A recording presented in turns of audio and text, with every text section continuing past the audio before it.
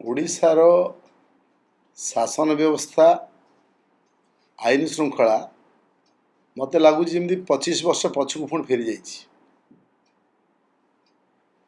आईन श्रृंखला संपूर्ण विपर्यस्त। आम विधानसभा भितर विधानसभा बाहर सब बेले गोटे कथा आलोचना करूँ जे ये सरकार 2 वर्ष भितर आईन श्रृंखला को मेंटेन करिवार संपूर्ण विफल होइछि।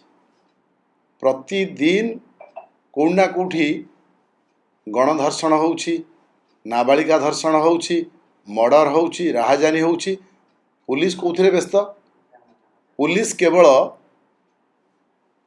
बाली खादान, पत्थर खादान आउ जो मोरम खादान ये जो माइनर मिनेराल्स को लुटियारे पुलिस और भारतीय जनता पार्टी कुजी नेता माने व्यस्त।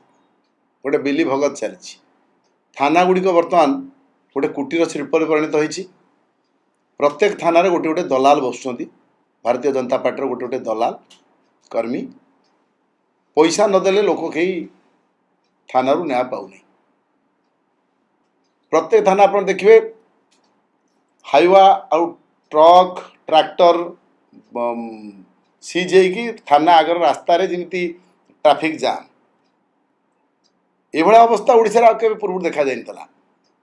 बाली गोटे ट्रक आनला 4000-5000 पड़ूला, एवं 32,000-35,000 टका।